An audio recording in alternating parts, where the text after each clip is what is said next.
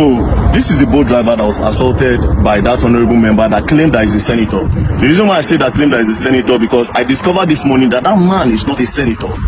So this is the guy that I assaulted. Now, we have seen the video, we saw all what transpired, we saw the horrible things he said to you, we heard him call you monkey, rats, all the derogatory things he said to you. Now the question is, what happened after that video? Please. Okay, so after the video, he called some police officers. I don't know the division they were assigned to. Okay. And then they bundled me to the station. I wanted to drive the car. They said no, I should not drive. So two sat beside me, and I was in their middle. And then they drove me down to the station. Okay. When they drove me down to the station, they said I should go inside.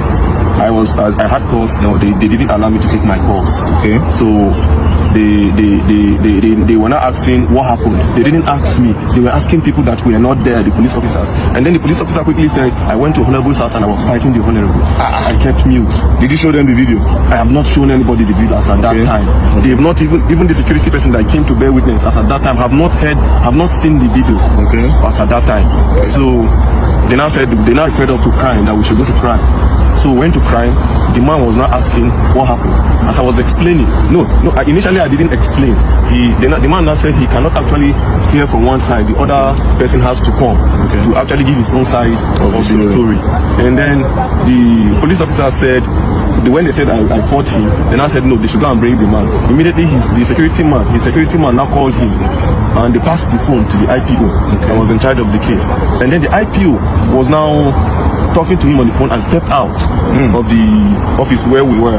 And after some time he came back and said he wants to go and do investigation at the Honorable's house. Okay, the IPO left you at the station. At the station. Which station was this? Maitama police. Okay, so it happened within Maitama. It happened within Maitama. Okay, so the IPO left you at the station and went to the Honorable's house. Okay. And then after they kept me there for over 2 hours. I was behind. I was at the counter. I was not detained though. They kept you behind the counter. They kept me behind the counter. And then after 2 hours plus, he came back. And then he was not like, why did I record the video? Why did you now change He was not trying to change the narrative. And I asked him, is there a part of the law that says I cannot record what somebody is doing to me? He was becoming a threat to me.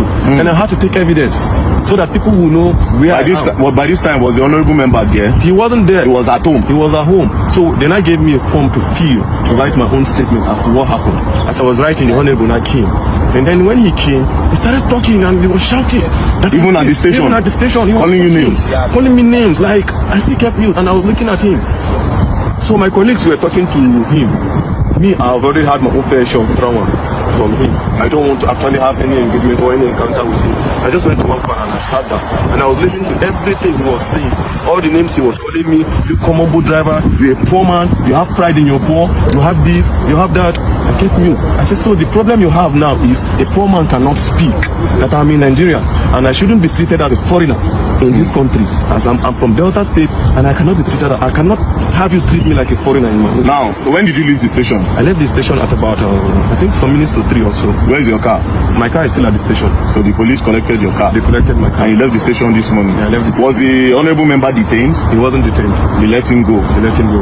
That's really, really sad. Now, I want to ask you a question. The woman that sent you that message, do you know her name? I didn't know her name. Do you know her business name? I don't know her business name. It was a request. But I think I checked from my boat app. I think the last request that came in when I tried calling from the app, it was, I think, Gloria. Yeah. Because she said something in that video. She said something like, and do you know who he is? She was also supporting him. That's why I'm asking you that if you know who she is. Now, what did you go and deliver to him? What even really happened? Just give me a brief summary of what happened before that video. Okay, before the video, I actually got a request on both. Okay. Right? I was closing already because I needed to resume work this morning at 8:30. Okay. So I was closing at 9:10. I said, let me just quickly go home so that I can have enough rest. So I got this request to Maitama. I thought it was a normal request. And then she told me, no, that it's not a request, that I'm picking something up from a garden. Okay. Right? From a garden. Which garden? I don't know the name of the garden. She just described the garden that after Kado roundabout, you will see one orange color container and then there's a garden beside it. Okay. So I just quickly went there, parked. The girl just came without wasting time, brought the package that it's a snail. Snail? Okay, snail, yeah. So she dropped it. It was the girl that brought it and dropped it on the seat. She understood that part. Okay. I was like, okay, there's no problem. I'm going. So on getting to the man's house, I told him, okay, I'm at your gate.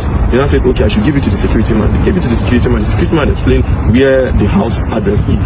So I drove down to the house. On approaching, I called the man again. I said, okay, I'm here. He now said, I'm not here. That if you're here, I will see you. So I drove. And I said, I should park beside one camel. When I parked beside the camel, I saw him, but I didn't know he was the one. So I saw him seated few meters away from my car. So I greeted, "Good evening, sir." He didn't respond. "Good evening, sir." He didn't respond. So I presume he is not the one that I'm supposed to deliver this thing to. And since he didn't answer, the next thing is for me to call the person that has this package. The next thing I dialed the person's number, and his phone rang. And then the next thing he was like, "Are you stupid? Are you mad? Are you a fool? Bring my stuff for me." I was not happy at the way he talked to me because I was doing my professional job, right? I was not happy. So I was like, "Okay, this thing you're saying to me, it has not gotten to it. Normally, I'm not even supposed to bring this thing to you. You are supposed to come and pick it yourself." That was the only thing that got him angry. "You're asking me to come to your car to pick my stuff? Are you okay? Do you know who you're talking to?" It's okay. I can see the anger on your face. Don't worry. The truth is that Nigeria is for everybody. Nigeria is not for one person. If an honorable member will be treating people like this, then just imagine what the president supposed to do. Now, I need to remind you, we are all clamoring for the youth to come to power. See this one and our youth. I always say something. The youth are looking for a better. They are not trying to make this country better. A lot of them. They want to get power to do worse than these people because they have a better way of hiding this evil than these old men in power. But nevertheless, the man does not have immunity. I just discovered that he's not a senator. So actually pursue this case. And I believe that the law will take its course. I've heard a lot of things about Maitama police station, which I'm not going to say, but I believe in the new commissioner of police that have been moved here, commissioner of police DC. So this case will be reported to him directly, and I believe that the law will take its course. So don't worry. You said you're not feeling well. I'm not feeling well. He hit me on my chest. Severally, he was just hitting me on my chest, and I said, I was looking at him. So when he was becoming much of a threat to me, initially I did not record because I didn't go there with intention of fighting. If I went there with another motive, I would start recording from the very beginning.